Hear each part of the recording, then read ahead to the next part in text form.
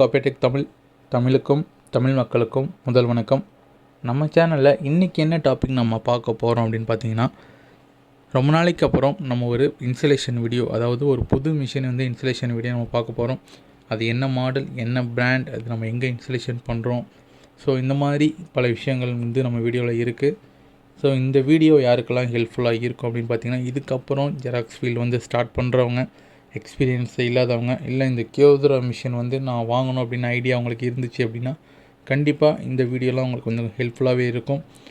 நான் ஏன் இந்த மாதிரி வீடியோஸ் ஏன் ரிப்பீட்டடாக போடுறேன் அப்படின்னா, யாருமே உங்கள் யூடியூப்பில் வர அந்த ஹோம் பேஜில் இருக்கிற அந்த வீடியோ மட்டும் பார்த்துட்டு எனக்கு கால் பண்ணுறீங்க. நிறைய பேர் அந்த ஃபோட்டோவை மட்டும் பார்த்துட்டு நிறைய பேர் கால் பண்ணுறீங்க. அதில் என்ன விஷயம் சொல்லியிருக்கன்றதே நிறைய பேருக்கு தெரிய மாட்டேங்குது. எல்லாருக்குமே நான் புரிகிற வகையில் என்னால் எவ்வளோ அதை டிஃபைன் பண்ணி நான் சொல்ல முடியுமோ அந்த அளவுக்கு சொல்லிட்டு தான் இருக்கேன். இதை தவிர்த்து அதை சார்ந்து யாருக்கும் டவுட் கேட்டாங்க அப்படின்னா கண்டிப்பாக சொல்லிட்டு தான் இருக்கேன். என்னென்னா, நிறைய பேர் கால் பண்ணி அந்த மிஷினோட ஃப்யூச்சர் சொல்லுங்கள் அப்படின்னு நீங்கள் மறுபடியும் கேட்குறீங்க. ஸோ அதுக்காக தான் நான் அந்த வீடியோலேயே நான் எல்லா ஃபீச்சர்ஸுமே சொல்கிறேன். ஸோ எனக்கு கால் பண்ணுறவங்க அந்த மிஷின் அவைலபிளாக இருக்கா அப்படின்ற ஒரு கொஷின் கேட்கலாம். என்ன ப்ரைஸ், எவ்வளோ ஃபைனல் பண்ணுவீங்க, இவ்வளோ தான் நீங்கள் என்கிட்ட கேட்கக்கூடிய கொஷின்ஸே இவ்வளோ தான். நிறைய பேர் கால் பண்ணி மறுபடியும் எனக்கு அதில் என்னென்ன ஃபீச்சர்ஸ் இருக்குது அப்படின்னு சொல்லுங்கன்னு மறுபடியும் கேட்குறாங்க. ஸோ என்னென்னா, அந்த வீடியோ நாங்கள் அப்போ வெறும் இப்போ அந்த ஃபோட்டோவை மட்டும் எடுத்து நாங்கள் அப்லோட் பண்ணிடலாம். நாங்கள் எதுக்கு வீடியோவாக அப்லோட் பண்ணுறோம் அப்படின்னா, எனக்கு ஒரு நாளைக்கு குறைஞ்சபட்சம் ஒரு 30 கால்ஸ் அது வந்துடுது. அது எல்லாருக்குமே நான் டிஃபைன் பண்ண முடியாது இல்லையா? அதனால் இந்த வீடியோ பார்க்குறவங்க இனிமேலாச்சும் அந்த ஃபுல்லாக எல்லாருமே பார்த்துருங்க, ஃபுல் வீடியோவும் பார்த்துருங்க. அதில் உங்களுக்கு எந்த வகையில் டவுட் இருந்துச்சு அப்படின்னா கண்டிப்பாக என் சைட்லேருந்து நான் எல்லாமே கிளியர் பண்ணி கொடுக்குறேன். ஓகே, இப்போ பார்த்தீங்கன்னா என்ன வீடியோ, என்ன கண்டென்ட் அப்படின்னு நான் சொல்லிடுறேன்.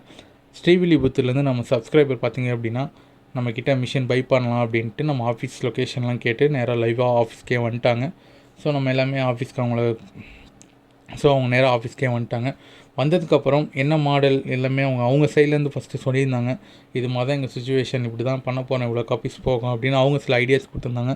ஸோ அதை வச்சு நான் கியோதுரா புது மிஷினே போயிடுங்க அப்படின்னு நான் சொல்லியிருந்தேன். உங்கள்கிட்ட பட்ஜெட் இருந்துச்சு அப்படின்னா புது மிஷின் போங்க, பட்ஜெட் இல்லை அப்படின்னா செகண்ட்ஸ் எடுங்க, இது ரெண்டே ஆப்ஷன் தான் அப்படின்னு சொல்லியிருந்தேன். ஸோ அவங்க பார்த்திங்க அப்படின்னா புது மிஷினை எடுத்துக்கிறேன் அப்படின்னு சொல்லியிருந்தாங்க. ஓகே, இப்போ அவங்களுக்கு புது மிஷின் பார்த்திங்கன்னா கியோதுரா 2320 மட்டும்தான் அவைலபிளாக இருக்குது. அந்த ஒரு கம்மியான பட்ஜெட்டில் 2320 தான் அவைலபிளாக இருக்குது. ஓகே, இப்போ அந்த மிஷினுடைய எல்லாமே நம்ம சொல்லியாச்சு. அந்த மிஷினுடைய என்னென்ன பண்ண முடியும் எல்லாமே நம்ம அவங்களுக்கு டிஃபைன் பண்ணியாச்சு. ஸோ அந்த மாதிரி ஒரு மிஷினை நம்ம ஆஃபீஸில், அதாவது 1800 தான் எல்லாமே ஸ்டிக்கர் மட்டும் தானே மாற்றிருப்பாங்க. ஸோ அந்த மாதிரி 1800 இப்படி தான் உங்கள் மிஷின் இருக்கும் அப்படின்னு சொல்லியிருந்தோம். இதுக்கப்புறம் அவங்களுக்கு கொஞ்சம் குழப்பங்கள்லாம் இருந்துச்சு.